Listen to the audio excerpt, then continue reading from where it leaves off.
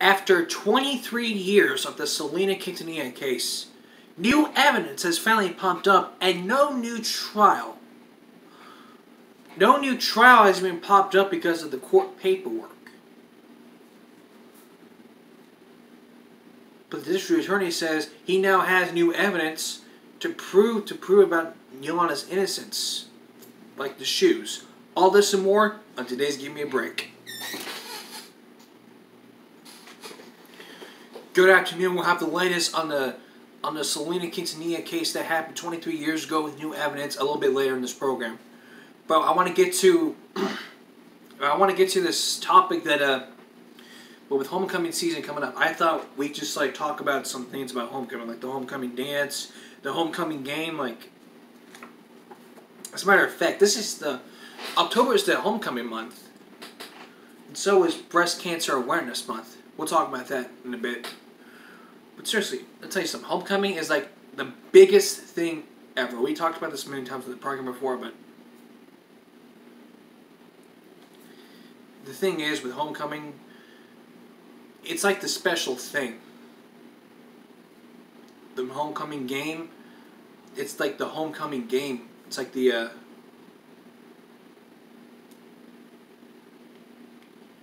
it's just something that schools have been developing over for centuries and stuff.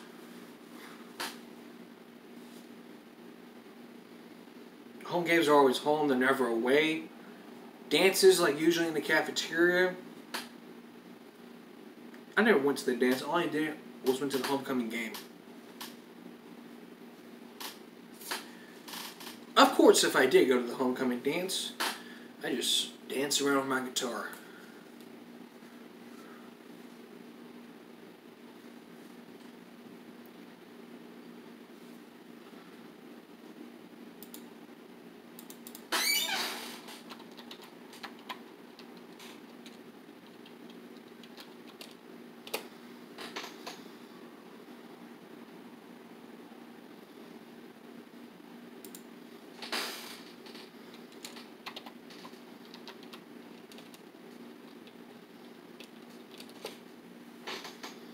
It's a week-long event organized by high schools, colleges. High school game celebrates the career of the senior athletes, football players since homecoming in the fall. Why do they have homecoming? It's a simple idea. It's centered around football game activities.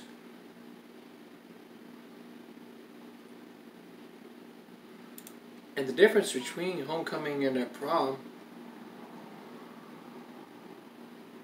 homecoming is for those who already graduated, and prom is for those who will soon graduate. Prom is a formal dance, generally held in the spring, usually graduating high school students. We haven't even gotten that far yet. But still, the homecoming dance is where you can finally get to know one of your friends or some of your friends and get with that special girl that you love. Just wait for the slow music, and then just at the right time, grab someone that you can dance with, grab the perfect person you know, and dance with her until the last song ends. It may not be romantic, but it could be what I call the homecoming romantic scene. You might be staying till midnight, but what do I care? You'd be trespassing anyway.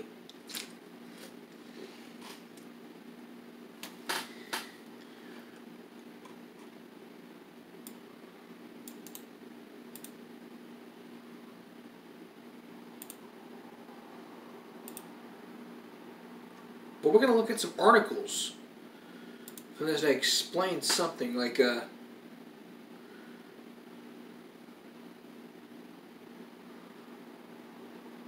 this is the latest from the Courier Journal. I mean, this is not just this is something from the news. Eastern High School homecoming.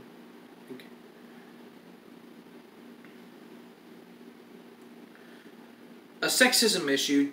JCPS parents furious over dress code after girls turn away from dance. Carrie Vento sent her daughter off Saturday, pre-ankle dress in hand, to get ready for the group of friends before Eastern High School's homecoming dance. She expected her daughter would spend the night dancing with friends. Instead, the teen left in tears. The 15-year-old was among dozens of girls who say they were grilled by school staff who suspected the dresses were too short. Before being allowed inside, the staff used rulers to measure each girl's hem to see how high it was above their knees, the teen said. It just made me feel awful about myself. An Eastern sophomore told the Courier-Journal, like, I wasn't acceptable. Many students were denied entry, she said. My Sunday parents took social media and complained, and this is from Emily. This is the post. It said, wondering why Eastern High School insulted young girls by measuring their dresses with rule as they entered homecoming dance. These beautiful girls are not admitted. I agree. But it has to be the length of a dollar bill. We talked about this in our dress code video. But make sure, let's say something. Make sure that your dresses are not, or the length of a dollar bill and don't cover your kneecaps. The uproars raised bigger questions about dress code policies within Jefferson County Public Schools. Schools with some parents and students complain that schools are treating girls unfairly. So what is dress code at JCPS? Here's their policy. Eastern's policy says students must be covered from shoulders to knees, girls' blouses must have sleeves, and all short skirts or dresses must be knee length or longer. Students are not allowed to wear leggings. Bollywood High students must also keep their shoulders covered. According to the school's website, they may wear leggings with long shirts. As for long shorts or skirts, the school uses a fingertip rule. The length should not extend past one's fingertips. At Southern, no skin 4 inches above the knee can be shown. According to the school's student handbook, blouses must have sleeves. The handbook doesn't address leggings. Western High also uses the fingertip rule, but according to its 2019-20 student handbook, all shirts must have cap sleeves or longer. Dew Point Manual's policy shows that shirt straps are approximately 2 inches or more in length. 2 inches more in length. Bottoms must extend approximately 1/3 of thigh length. Leggings or other fitting bottoms must be accompanied by a top that covers the front and back of the hips. Atherton High's current handbook does not include the daily dress code requirements, but a previous version said skirts and dresses could not be shorter than 6 inches above the knee. As for dances, their policy states that only both students and chaperones must dress appropriately for the occasion. In other words, a nice shirt and tie, dress shoes, dress pants, etc. If you don't like wearing pants,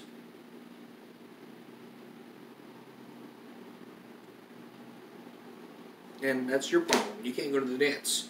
They vowed to examine dress code policies. The spokeswoman said on Monday that school leaders in Eastern will be reviewing the dress code, the communication, and processes of the coming dance. The student representatives and parents representatives will review the dress code along with a teacher group and administrators, and they will work with their school-based decision council to consider suggestions for improvement. The board member who represents the Eastern said he heard from several parents and he indicated the school will address the concerns. The school will also be reaching out to students, parents, and teachers to ensure that everyone's voice is heard. There won't be another dance till the spring, and the school will have plenty of time to complete the process before something like that happens again. The letter to the parents at Eastern High, for the principal, included a September 20th school newsletter listed dress code for homecoming dance. Among the rules, dresses must be no longer than 2 inches above the top of the knee. Students who violate a dress code will be denied entry and will not receive a refund for their tickets. She wrote the incident in her blog, and the school put forth realistic expectations. It said, I'm not sure EHS staff understands that parents purchase the dresses that are available to purchase in stores.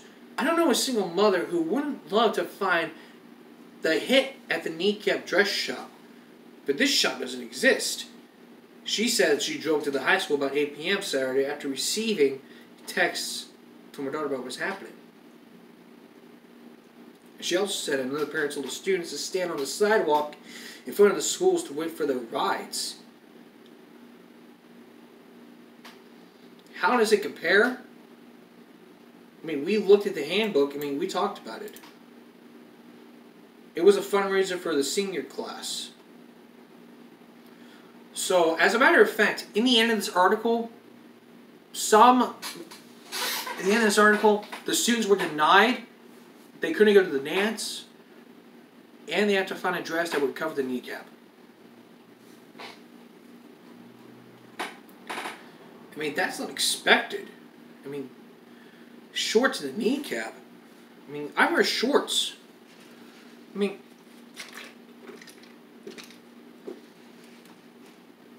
you can like see the thighs and the legs. But the thing with dresses is they have, I mean, dresses are nice. But the thing is with dresses, you got to make sure they cover the kneecap. So that when you're sitting like this with your legs crossed, they don't see the thighs and the leg. They don't see the thighs and stuff. Look, ladies, I'm not trying to offend you. Girls, I'm not trying to offend you. I'm just saying, when you go to homecoming, make sure when you're going to buy a dress for homecoming, make sure that it's not that it covers the kneecap and it covers your thigh. Not like this. Because if it does, you're going to be the one complaining to the school saying, "This is so unfair. Why didn't they let this happen? Why would they let this happen?"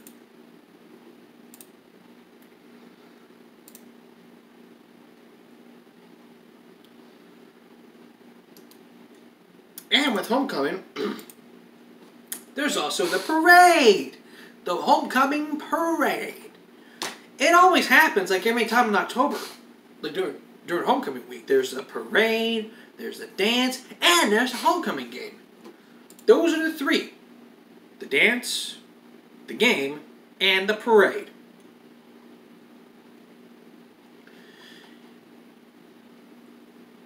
And yesterday, at a school, the school district responds to a controversial phone and homecoming parade. It said, quote, "Trump needs a wall to deal with in the southwestern crew." This was from Wisconsin. The area school district responded to a controversial phone that was on Saturday's homecoming parade. A statement from the school district's official Facebook page said, "The school strongly concerns the float was displayed. The class of 2004 designed the phone, which had Trump needs the wall to deal with the southwestern crew went on its side. On top of the phone was a fence meant to represent a wall. They dressed sombreros and ponchos to stir the fence. The school district said no current students were involved in the phone design, and the phone does not represent the students, staff, or itself." The post added that the parade is not sponsored by the school, but rather an alumni session. And this is their statement. In full. The area school district strongly condemns that the racist float was a content display during the parade today. This float was an alumni float in the early 2000s. No students were involved in its creation and display. The float does not represent the school district, its current student body, or staff. The parade is not a school sponsored. It's organized by the Sponsored Alumni Association. The school was invited to participate. We are sorry this incident may have a negative mark on what was otherwise very safe, positive, and fun homecoming day event for our community. I think this is racist. I mean, I don't think it was racist. I mean, look at this. Part of the statement was a racist float. What do you mean a racist float? I mean, it's like singing a few bars of Jay-Z songs. It's like putting the N-word on the float. You put the N-word on the float, you are a racist. This show does not tolerate racism. I keep race out of this. We don't judge people by the color of their skin or by the content of the character.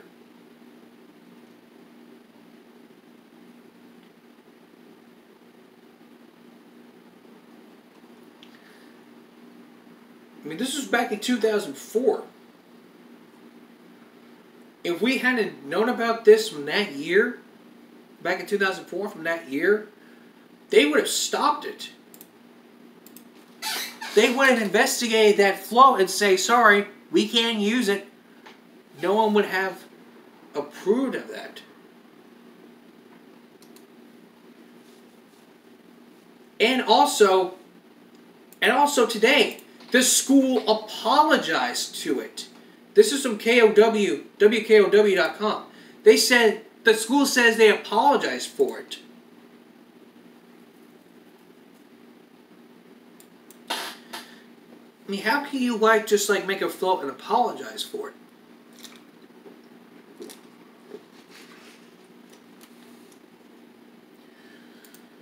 I mean, when you're you want to keep Mexican, I'm not. No. We're not gonna be real. We're not gonna be racist.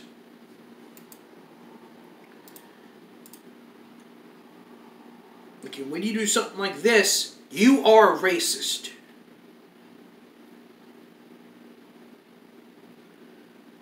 This country was founded by illegal immigrants. Christopher Columbus discovered America, along with the illegal immigrants. They too founded the country.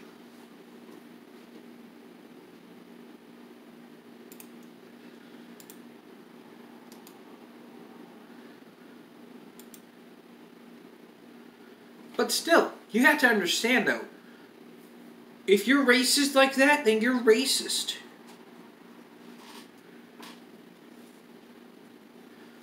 It's like embarrassing the school and embarrassing your parents.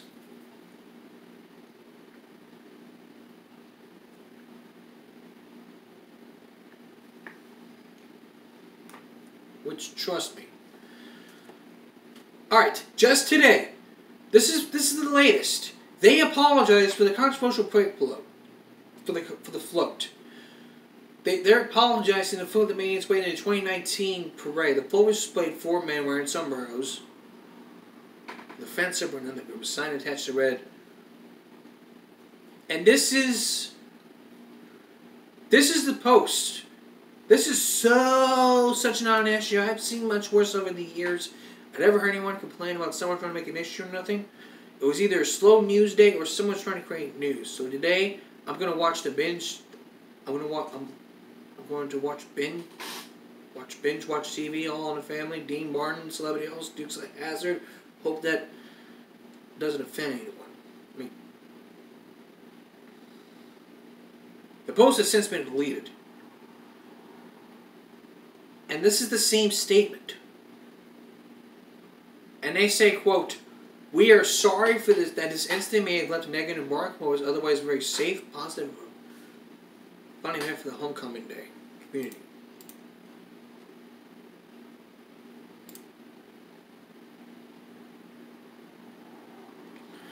So again, they apologized for this. They never even just said it was racist, point the finger at them and say, hey, that's racist. Take it down. Yeah, of course. We all heard a thing called freedom of speech.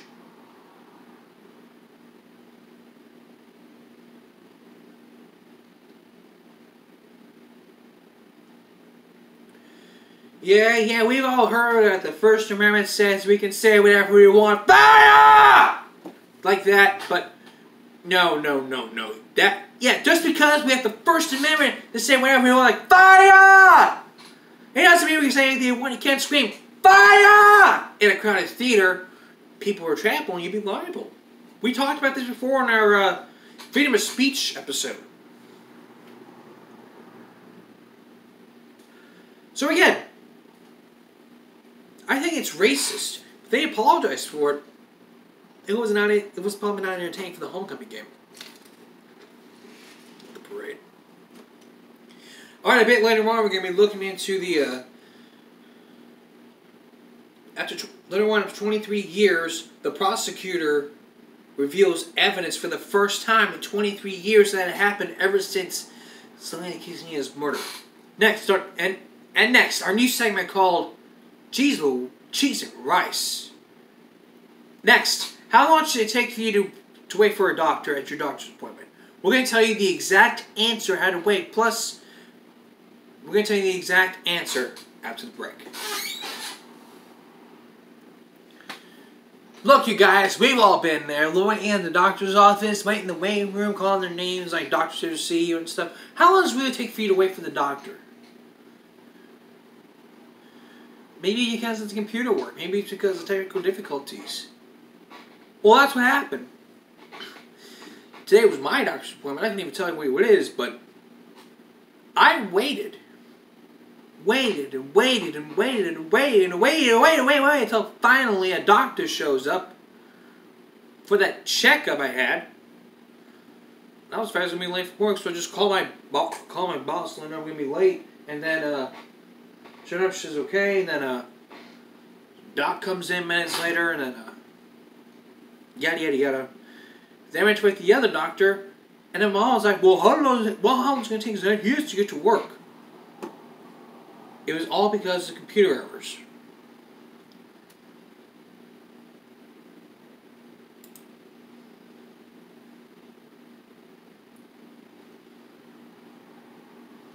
The truth of the matter is, from KevinMD.com, the truth of the matter is, a study shows the average time patients spend ready to see a health provider is 24 minutes. It was back in 2009.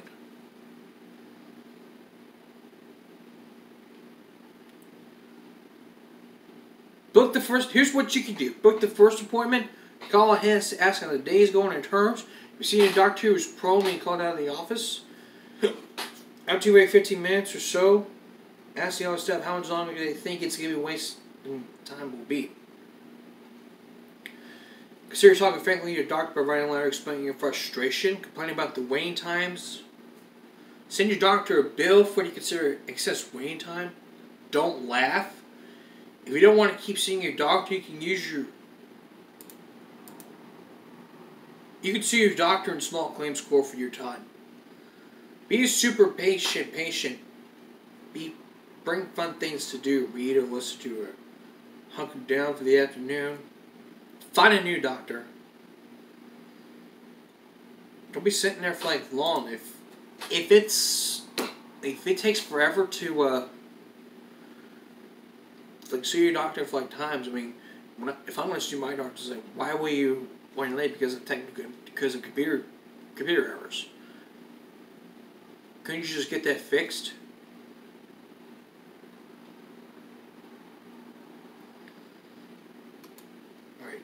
All right. Coming up here, the latest on the case that happened 23 years ago. The prosecutor, after 23 years, the prosecutor reveals new evidence for the first time in 23 years.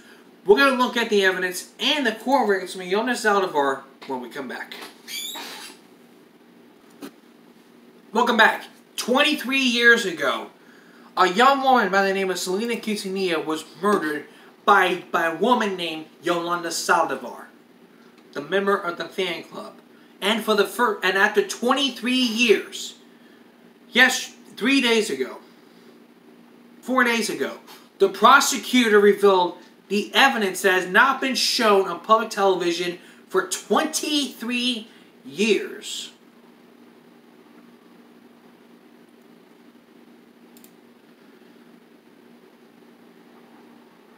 There were bullets and ammunition, all sorts of evidence, transcripts, affidavits, stack of files, purse and briefcase, and another bunch of files. And there was also the shoes. There wasn't blood in the shoes. It was on the shoes because she was trying to run away.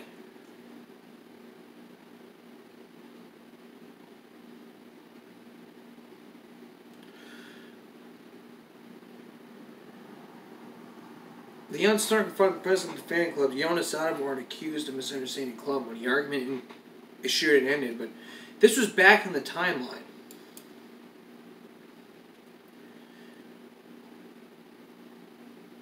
And 5 days ago, court records alleged her determination was unlawful, citing evidence the prosecutor was withheld. She's still behind bars in Frayne, Texas.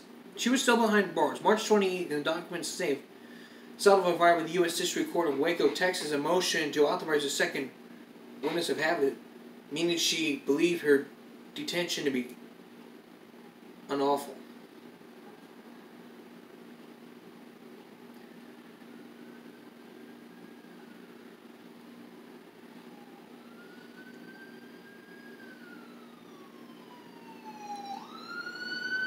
But every time, like, she would open up and have a new trial open, they would deny the case. It wasn't even an accident. If you saw the report on 2020 about how it happened, she was like, she got the gun. She was like pointing her head, pulled the thing back, and she's like, don't close the door, and boom! It ran off. Why didn't it hit her? Why did it hit her? Well, it was trying to, it hit her. The blood was on the door. It was on the shoes. You couldn't even tell it was on the shoes. It was part of the blood was on her shoes. Some of the blood was, like, on the door seal of that Days Inn hotel.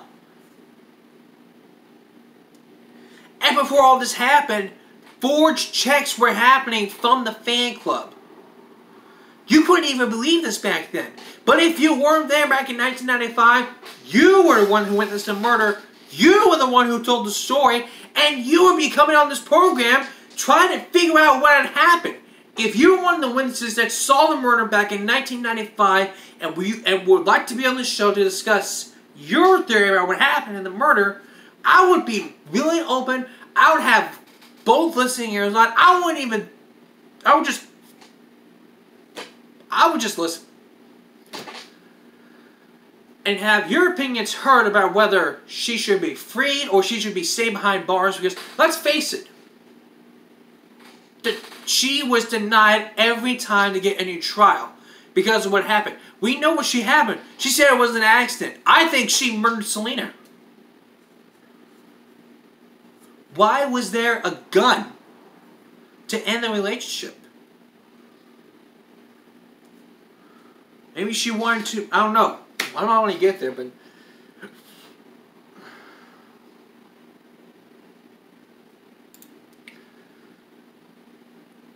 the uncircumcised Jonas Advort accused her of mishandling the club's money.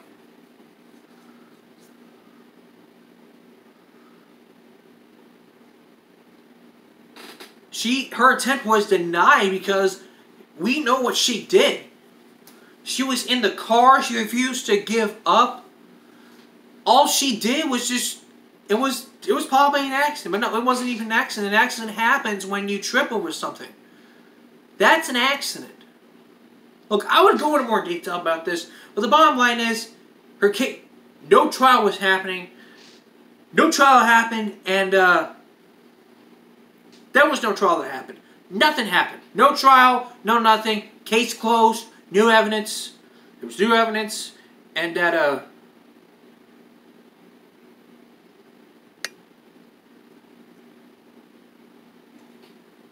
nothing else happened. Except the new evidence, though. If that were to happen, we would finally get the answers. All the answers from the transcripts to the shoes. We're going to continue investigating. We're going to look at the story in the weeks ahead and read the results right after this trial. And by the way, and that's all the time we have for this Monday night. This Monday. I hope you enjoyed this edition of Give Me a Break. Until next time, America.